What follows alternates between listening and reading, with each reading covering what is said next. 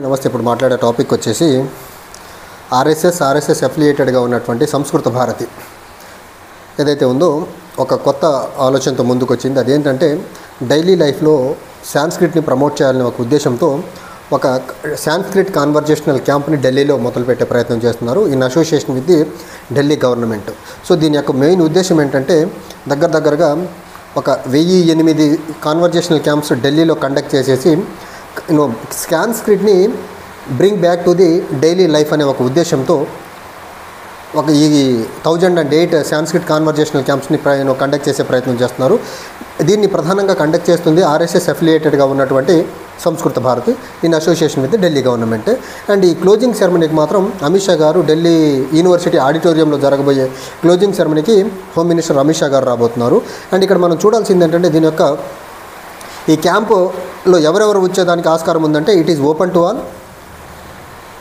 And free of cost. First thing, ఒకప్పుడు సాంస్క్రిట్ భాష అంటే it is not open for all, it was confine just only to the pandits, పురోహితులకు మాత్రమే confine అయినటువంటి భాషని ఇప్పుడు పబ్లిక్లో అందరికీ irrespective of caste and creed అందరికీ ఓపెన్ చేసే ప్రయత్నం చేస్తున్నారు. నెంబర్ 1, ఒకప్పుడు ఓన్లీ బ్రాహ్మిన్స్, అది కూడా పండితులకు మాత్రమే ఉండేది.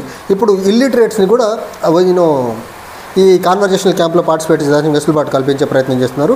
అండ్ ఈ కాన్వర్జేషనల్ క్యాంప్స్ ఢిల్లీలో ఎక్కడెక్కడ జరుగుతున్నాయంటే ఆర్డబ్ల్యూఏ ఫెసిలిటీస్లో, ఆర్య సమాజ్ మందిర్స్లో, సనాతన ధర్మ టెంపుల్స్లో, as well as further Hindu related ఆశ్రమాలు ఏవైతే ఉన్నాయో వాటన్నిటిలో ఈ కాన్వర్జేషనల్ క్యాంప్స్ జరిపేదానికైతే Samskrita Bharati of RSS as well as Delhi ప్రభుత్వం ఒక నిర్ణయం తీసుకుంది. And JNU as well as ఢిల్లీ యూనివర్సిటీకి సంబంధించినటువంటి సమ్ ఆఫ్ ద కాలేజెస్లో కూడా ఈ కాన్వర్జేషనల్ క్యాంప్స్ పెట్టాలని ఒక నిర్ణయానికి అయితే వచ్చినాయి.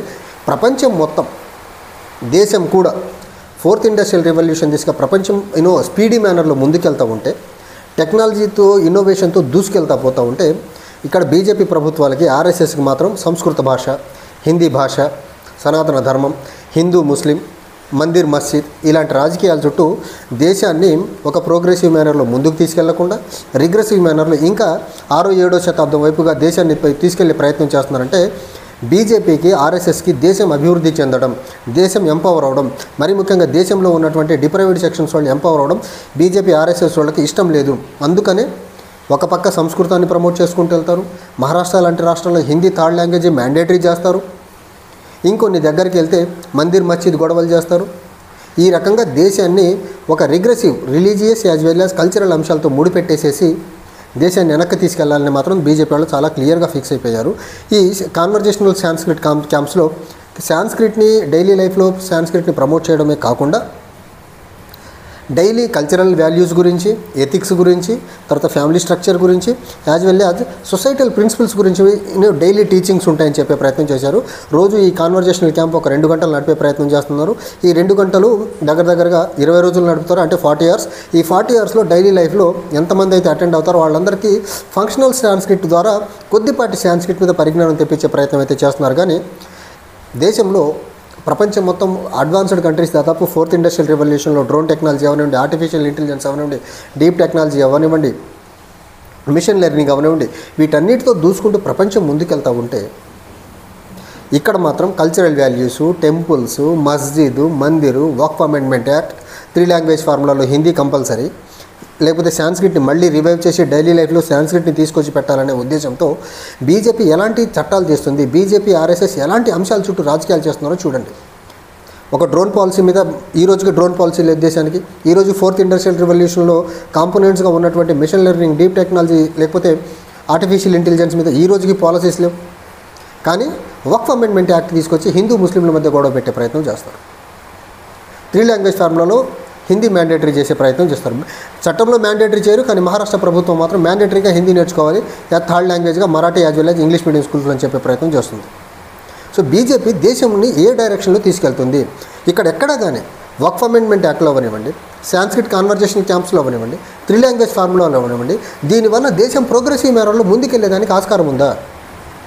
ఈరోజు ప్రపంచంలో దేశాలు అగ్రగామిగా వెళ్తున్నటువంటి దేశాలు ఎక్కడున్నాయి? ఇండస్ట్రియల్ డెవలప్మెంట్లో ముందున్నాయి. తర్వాత సైన్స్ అండ్ టెక్నాలజీ పాలసీస్ పరంగా ముందుకెళ్లే ప్రయత్నాలు చేస్తూ ఉంటే భారతదేశంలో సైన్స్ అండ్ టెక్నాలజీకి ప్రయారిటీ ఇవ్వట్లా, సాంస్క్రిట్కి ప్రయారిటీ ఇస్తారు. Science and technology 4th industrial రెవల్యూషన్కి ప్రయారిటీ ఇవ్వరు, 3 లాంగ్వేజ్ ఫార్ములా అంటారు. ప్రపంచం మొత్తం యూనో ప్రపంచంలో ఉన్నటువంటి అడ్వాన్స్డ్ కంట్రీస్ ప్రపంచ దేశాల నీడ్స్ని తీర్చేదానికి ఇండస్ట్రియల్గా ప్రోగ్రెస్ అవుతూ ఉంటే ఇక్కడ మాత్రం వక్ఫ్ అమెండ్మెంట్ యాక్ట్ అంటారు. అంటే బీజేపీ దేశాన్ని ఏ డైరెక్షన్లో తీసుకెళ్తుందో చూడండి ఇక్కడ. అండ్ ఈ కాన్వర్జేషనల్ క్యాంప్స్ యొక్క ఇక్కడ సాంస్క్రిట్ భారత్ ఆర్ఎస్ఎస్కి సంబంధించినటువంటి సంస్కృత భారతి ఏదైతే ఉందో ఇది చాలా ప్రెస్టీజియస్గా తీసుకొని దీన్ని ఢిల్లీ ప్రభుత్వంతో అసోసియేట్ దీన్ని ముందుకు తీసుకెళ్తున్న విధానం ఏదైతే ఉందో, సో ఇది క్లియర్గా ఆర్ఎస్ఎస్ ఏదైతే తను అనుకుంటుందో కల్చరల్ రినైజాన్స్, ఆ ప్రయత్నంలో భాగంగా సంస్కృత భాషతో పాటు పాతకాల పద్ధతులన్నీ మళ్ళీ సమాజం మీదకు రుద్దే ప్రయత్నం బీజేపీ మరి ముఖ్యంగా ఆర్ఎస్ఎస్ అయితే చాలా బలంగా చేస్తుంది. ఆ ప్రయత్నంలో భాగంగానే cultural values, ethics, family structure as well as societal principles అనేసి ఈ అంశాల చుట్టూ సమాజాన్ని తిప్పే ప్రయత్నం చేస్తుంది తప్ప ఫోర్త్ ఇండస్ట్రియల్ రెవల్యూషనో సైన్స్ అండ్ టెక్నాలజీ గురించో లేకపోతే దేశానికి సంబంధించి ఇలాంటి సాంస్క్రిట్ రిలేటెడ్ క్యాంప్స్ కండక్ట్ చేసే బదులు fourth industrial revolution conversation camps పెట్టచ్చు కదా, అది పెట్టరు. Artificial intelligence technology related camps పెట్టచ్చు కదా, అవి పెట్టరు. ఆర్ఎస్ఎస్ వాళ్ళు దేశంలో చిన్నపిల్లల్ని మరి ముఖ్యంగా స్కూల్ గోయింగ్ కిడ్స్ని కూడా శాఖకు తీసుకొచ్చి ఆర్ఎస్ఎస్ వాల్యూస్ నేర్పించే ప్రయత్నం చేస్తారు. కానీ అదే ఆర్ఎస్ఎస్ వాళ్ళు ఫోర్త్ ఇండస్ట్రియల్ రెవల్యూషన్ గురించో లేకపోతే ఈరోజు గ్లోబలైజ్డ్ వరల్డ్లో కావాల్సినట్టు స్కిల్స్ నేర్పించే ప్రయత్నం చేయాలంటే చేయరు. ఏ కాడికి సంస్కృతము, ఆర్ఎస్ఎస్ శాఖ, హిందీ లాంగ్వేజ్, మందిర్ మస్జిద్ అంశాలే తప్ప ఆర్ఎస్ఎస్ లిటరేచర్ చదవాలా, ఆర్ఎస్ఎస్ సంస్కృతి తెలుసుకోవాలా లేకపోతే ఆర్ఎస్ఎస్కి సంబంధించినటువంటి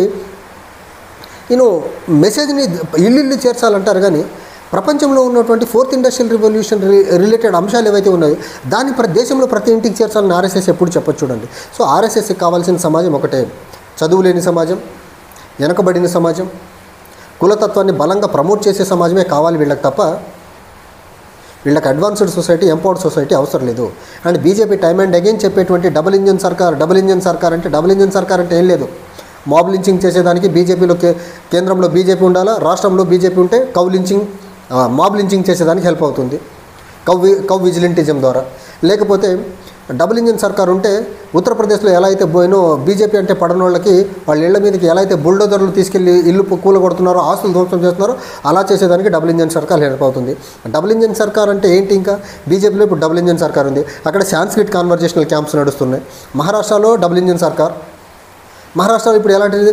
హిందీని థర్డ్ లాంగ్వేజ్ మ్యాండేటరీ చేసి పడేశారు. రాజస్థాన్లో డబుల్ ఇంజన్ సర్కార్. అక్కడ ఏం నడుస్తూ ఉంది? రాజస్థాన్లో దళిత లీడర్ ఆఫ్ అపోజిషన్ టెంపుల్కి వెళ్తే టెంపుల్ని శుభ్రం చేసే ప్రక్రియ. సో డబుల్ ఇంజన్ సర్కార్లో ఏం జరుగుతున్నాయో చూడండి.